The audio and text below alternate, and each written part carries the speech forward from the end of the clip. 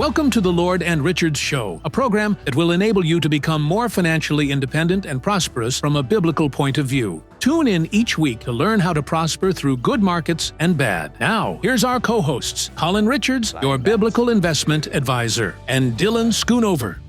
Welcome into the Lord and Richards Show. I'm Dylan Schoonover, hosting this wonderful edition with Colin, our CEO and founder, Colin Richards. Thank you for being here today. My pleasure, Dylan. We are talking about a topic that hits everybody's concern. Number one for retirees is running out of money. And number two, I think, is this uncertainty of do they have what they need, market downturns.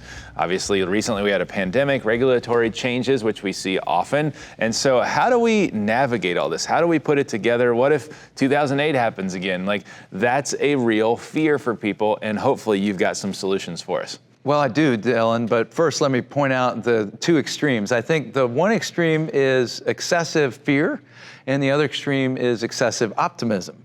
On the optimism side, you might say, well, are people sticking their head in the sand? No, I'm actually going beyond that. We've talked recently about a man who literally only makes money when things go horribly.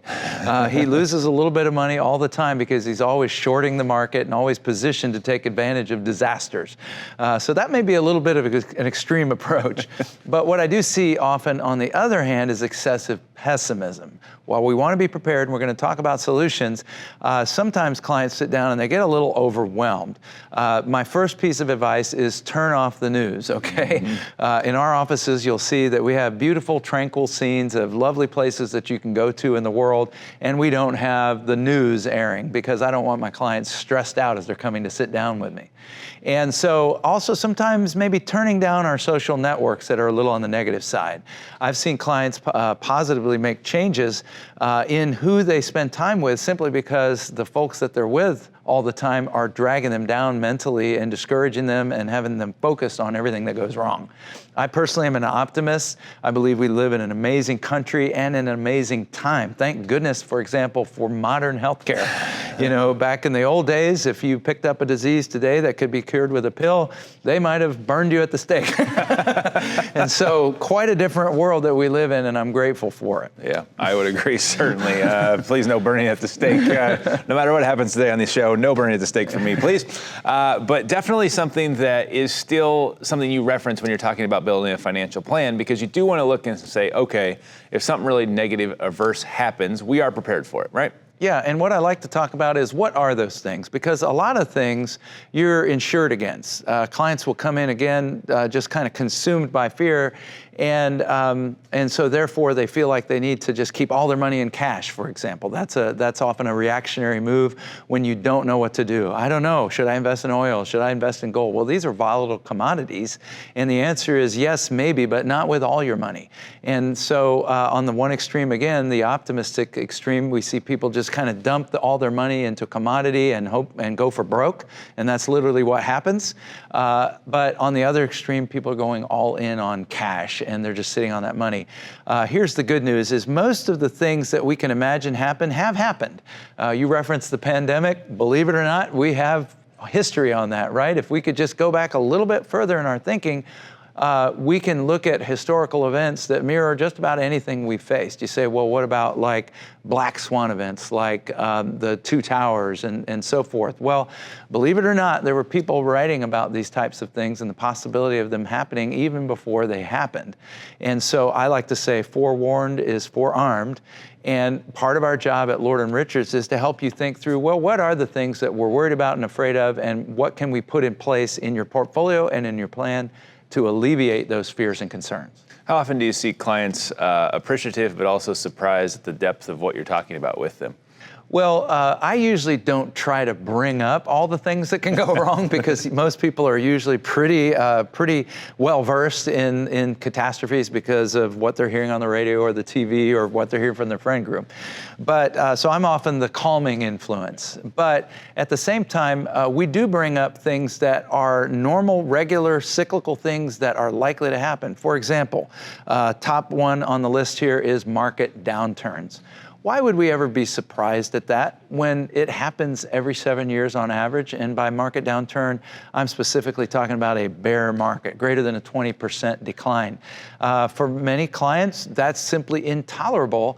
Yet when they come in and visit with us and we test their portfolio, we back test it, we forward test it, we discover, wow, you're carrying enough risk that you could go way past that 20% and even lose up to 50% of your portfolio. Yeah, and I think maybe that's part of that. You say, well, why would we bring that up, or why would people feel that way, or doesn't the market always go up? But from 1918 to 2018, if you look at that period, the market averaged between 8 to 10%, depending on which day of 1918 you started with. but people feel like, well, it's going to always go up. But the problem is timing the market and time in the market are two different things, and based on your timing of retirement really impacts that, right? That's correct. As you get closer to retirement, I use the analogy of football. I grew up playing a little bit of football, and a lot of people understand the game, and so on either end you have the end zone, and that's where you ultimately want to get your ball. And that is how it works. Yeah. That is the general purpose. That's the first thing that a guy explains to his girlfriend when they go to a ball game. But as we get closer to that end zone, which is not the end, it's retirement. You've scored. You've actually won, right? So that's how I view the end zone. You're getting closer and closer to retirement. The plays change. Imagine if the quarterback is just a few yards away from that end zone and throws a bomb into the stands, right? He's not going to hold on to his job very long, but yet we have people doing that figuratively with their portfolio. They're just a few years or months even from retirement, or maybe even in it, and should be celebrating, and yet they're still throwing bombs, high-risk plays with their investments that could literally undo and destroy their opportunity to win the game. Yeah, which ends up with a portfolio that looks wildly imbalanced for where they are in life, right? I remember working with, no joke, a 90-year-old woman with 100% Apple stock. Now, you can say Apple is a great play, right? Warren Buffett would agree with you. He's invested heavily in Apple and companies like it. But Warren Buffett has also said, if you can't afford to hold a stock 10 years, don't hold it for even 10 minutes. And here you've got someone's entire livelihood built around one company. That's an extraordinary amount of risk. Were you saying her probability to get those next 10 years in was low? I'm not saying Apple was going to fail, but what if they did? No, not Apple, her. Well, if all of her money was in Apple, then that's what she was betting on, right? Yeah, and you were saying that to hold it for 10 years, otherwise don't have it. And so I'm saying maybe she would go from 90 to 100. Well, just making it to 100 would be special. That would be impressive, right? Well, yeah, certainly maybe a little imbalance in the portfolio there, but maybe a few capital gains in that too. Yeah, absolutely. So that's what the planners are for, to figure out that tax solution, right? Right. There's a whole plethora, and I'm not even making that word up today, of risks. And usually when people walk through our doors, they're addressing a couple of those, right? They might have allocated their assets not all in one stock, and they feel diversified. But what we uncover when we actually analyze their portfolio is that they're actually owning the same thing sometimes as much as 10 or 20 times across all of those mutual funds that their current advisors place them in. And that's not diversification. That's just repeating the same thing over and over and over again. Yeah, and that's a discussion on fees, which we have on another episode that you could definitely turn in and see, because a lot of times you don't know what you're actually paying to the financial institutions you're working with. So. That's right. They can mount up. All right, when we come back from the break, we're going to talk politics, but maybe not in the way you think. We'll be back very shortly. Just pick up the phone and give us a call at 720-372-0400. That's 720-372-0400 for your complimentary retirement freedom review. Or check us out online at lordandrichards.com. Welcome back into the Lord and Richards Show. Now, I promised, as we said, we were going to talk politics, but not necessarily the red and blue kind, but more of what happens when politics change. You know, they can be a little pesky or persnickety about things sometimes, and it can be really difficult to plan sometimes. And I want to ask you off the top of your head, Colin, here. I'm going to challenge you a little bit here. You're like, oh, Dylan, what's coming? What have you seen in your financial career that maybe had the most impact of a law change, whether, it doesn't matter who changed it, legislation changed it. What did you see that affected your industry the most, the financial services industry, that you guys made adjustments around because something happened? I think one of the biggest ones that affected our clients, it wasn't necessarily us in terms of regulation of financial advisors or investment products, but that changed the whole landscape of how we talk to our clients, were the changes in Social Security several years ago. Now, a lot of people talk about Social Security negatively as if it's not going to be there, and I like to point out that it will be there, because pity the politician who oversees the death of a program that tens of millions of Americans rely on, and all of us ultimately will rely on as part of our income stream. But what the government can do is they can come in and change the rules, and they don't really have to ask your permission. We'd like to think that everything about Social Security that would be changed would be by a vote, a Democratic vote. But in 2016 especially, we saw things come through, and we literally heard about them after they happened. They weren't on people's radar. We used to preach a lot about a benefit called file and suspend. File and suspend. I'm not talking about like a nail file. I'm talking about filing for Social Security and then not actually taking your benefit, suspending it. And there was this unique loophole that allowed people to do that and allow their personal benefit to continue to grow, but now be able to trigger the availability of their spouse to take a benefit. So their spouse could take a spousal benefit, their own benefit would continue to grow as if they had never taken it, because they weren't. And then later on, they ultimately get more money out of the system. That's just one example. So it's part of our job as Lord and Richards not to be surprised by those things. That one surprised the whole industry and necessitated rapid changes, because we only had a few years then to put new strategies and new plans into effect. Yeah, that's a great point. And I know we've had some adjustments of the age of Social Security when you could take it. Obviously, the history of it went all the way back and started at age 62, and the average life expectancy was like 60 and a half. So you weren't even supposed to be able to draw it before you died. But and the important thing to me as a retiree on Social Security one day is that, even if technology advances to where I'm just on a head on this table with tubes coming out, I still want you paying my checks, okay? That is quite the visual, Colin. Thank you for that. That's what awaits the next generation. You have a wish of Ted Williams, who preserved part of his body after he passed away, the famous baseball player. So anyway, on that note, frozen dead guy in Netherlands. That could happen as well. So on the forward-facing look, upcoming, obviously there could be changes, and so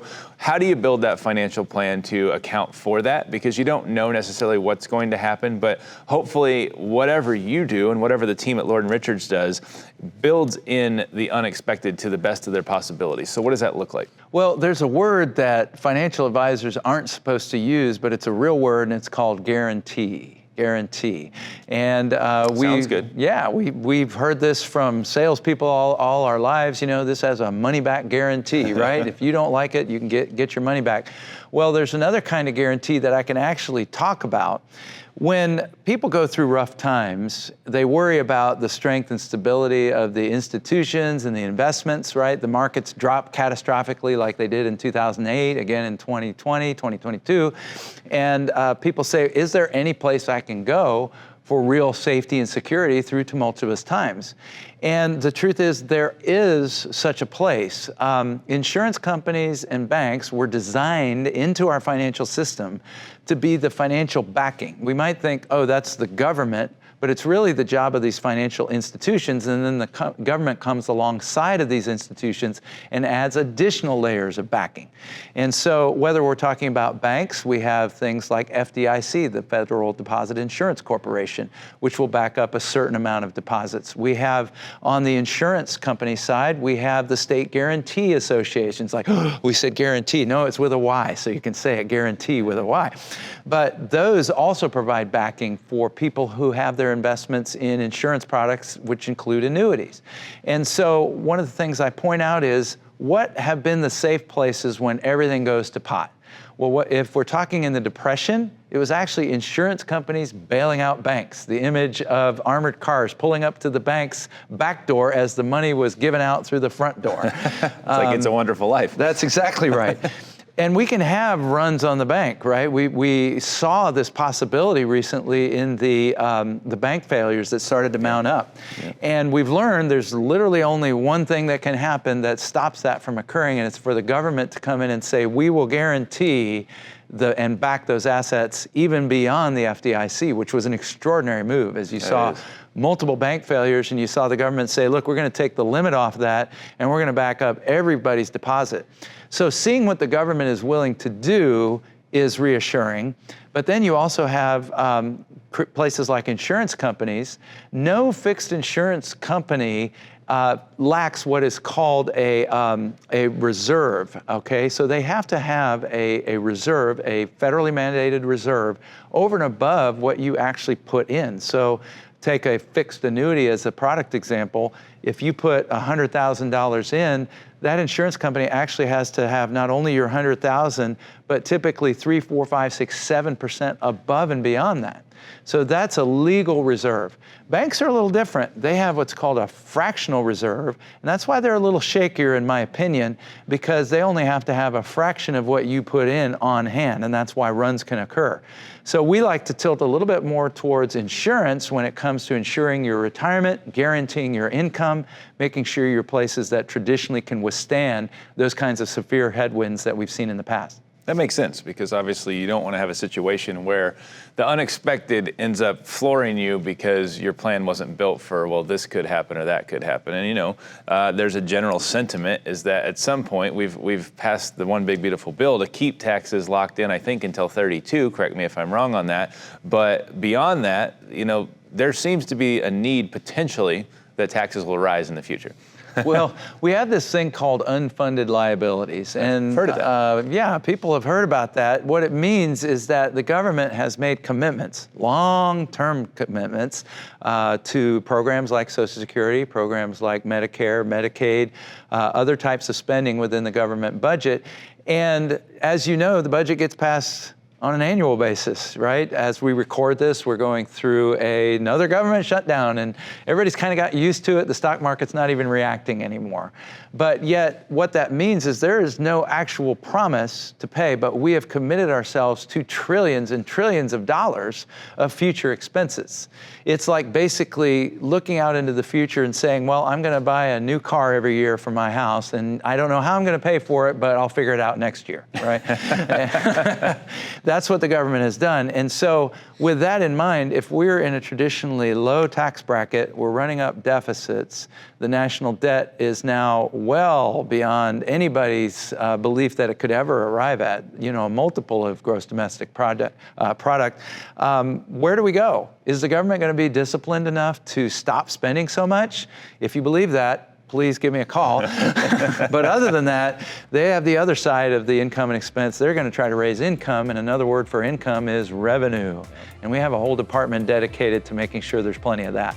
Well, good. I think we need more revenue, even though we don't want to be the ones paying for it. So, all right, when we come back from the break, we're going to talk about stress tests. Colin, I know you love them. We are going to have some fun talking about that very shortly. Get on the treadmill.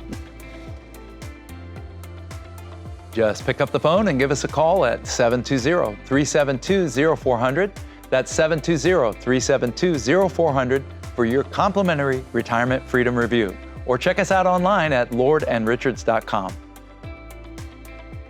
Welcome back into the Lord and Richards Show. Colin, stress tests, those are lots of fun to get on the old treadmill and start running, right? Absolutely. Just can't wait to have somebody push me to the brink of death. So oftentimes we ask our clients about these, and they less than enthusiastically acknowledge that they've done one. Just, for people who don't know, walk them through what that is and then what our version of a stress test is. Well, years ago when we began to see the possibility of financial institutions fail, the government came in and said, hey, you've got to start running stress tests, not fest stress. Or festivals, that's too, or fest tests.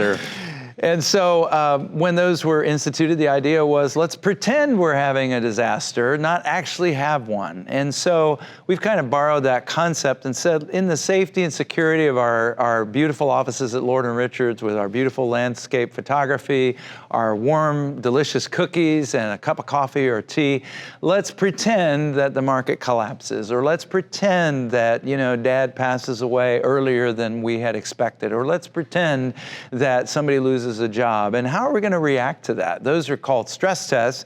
And as just as a part of what we do for every single client of Lord & Richards, when you come in, we're going to take all those kinds of factors and more and apply them to what you've built.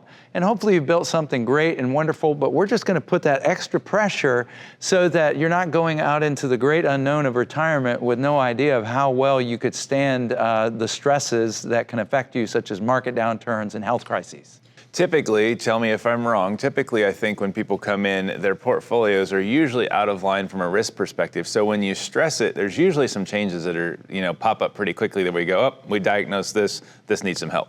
Yeah, and to define out of line there, what we're saying is one of two things is not working. Either emotionally, you have indicated to us you're only willing to lose so much money in a market downturn. It's not that any of us want to lose money, but you would reach what I call your uncle point, where you would begin to have anxiety or stress around those losses.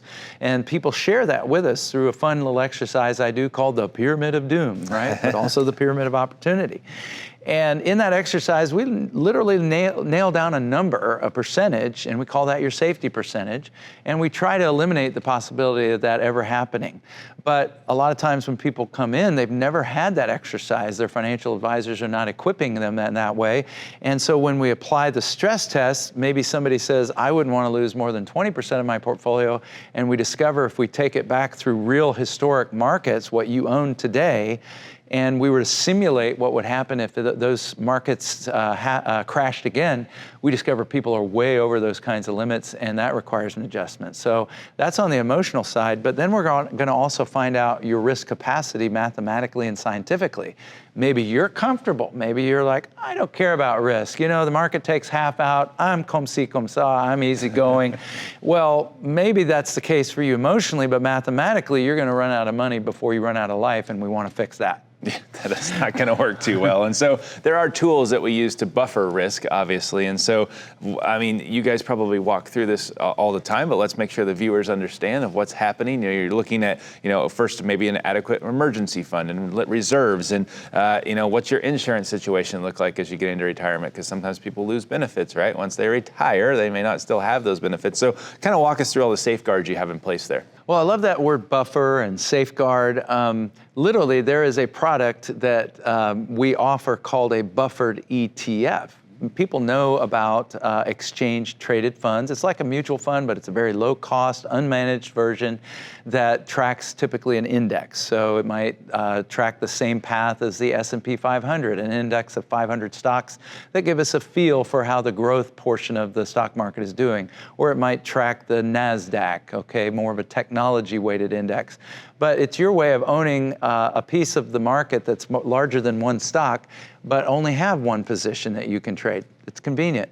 Well, they've come along and added in a feature called buffering, which allows you to set your downside limit right into that product. So you can do that in something as simple as a buffered ETF. It takes a little off of your up, so you get some of the up, but you get a known downside. And then we have other financial tools that we can place our clients in that are completely protected on the downside. There's zero downside. You're risk protected. Think of a CD, a certificate of depreciation. I call them that because they don't often grow that much, but you can literally put your money in a CD that has no downside. So that's not a big mystery to people. We all know how to do that. But we also can figure out how to take advantage of some of the markets up by indexing that CD's growth to an external stock market index. So you get none of the up, none of the down. You have a floor under your feet, you're protected, and you get some of that upside. And what we've discovered over time, although that generally yields a moderate return in your portfolio, it's a great substitute for unpredictable things like bonds. In the past, bonds were considered safe, predictable. Well, 2022 showed us that in the stock market and the bond market, both can go down at the same time. That's not supposed to happen, Dylan. They're supposed to be not correlated, where one goes up, the other doesn't. But in this case, they literally both came down, and a lot. The bond market dropped in excess of 20% just broadly across the index. So it's not the safety that people have come to believe in their so-called balanced 60-40, 60% stock, 40% bond portfolio. Yeah, And so So we've come up with new substitutes for that. Go ahead. I'm jumping over you. We shouldn't be doing that. But usually I think you're talking about bond funds typically, because people don't usually own actual bonds. You don't see that too often, do you? They do. Yeah, some people will own the actual bonds, especially if they're making a tax play with municipal bonds. Yeah, if your locality is wanting to build a school or a park or whatever, they may finance that through a municipal bond, and there's tax advantages to that, and you need to own that one directly to get the full tax advantage of it. Yeah, so putting a bow on uncertainty, market downturns, the different things that sometimes are out of people's control. It's important to stay flexible and at the same time have a plan from Lord Richards to be able to execute no matter what happens, right? I think flexibility is wonderful. The Lord on the mountain gave what are called the Beatitudes. Some call them the Beatitudes, but it means blessings, and every one of them starts with blessings. Well, here's the final blessing for the show. Blessed are the flexible, for they shall not be bent out of shape. A little yoga lesson there, a biblical yoga lesson. I didn't know there was yoga in the Bible, but it's wonderful that it's there. So Colin, always a pleasure. Thank you so much for joining us today, and we hope you enjoyed the Lord and Richards Show. Just pick up the phone and give us a call at 720-372-0400. That's 720-372-0400 for your complimentary retirement freedom review. Or check us out online at lordandrichards.com. Take the first step toward securing your financial future. Request an appointment today. Whether you're planning for retirement, managing your wealth, or optimizing your business finances, we're ready to help you achieve your goals. Visit us online at lordandrichards.com for your complimentary retirement freedom review. Investment advisory services offered through Lord and Richards Wealth Management, a registered investment advisor.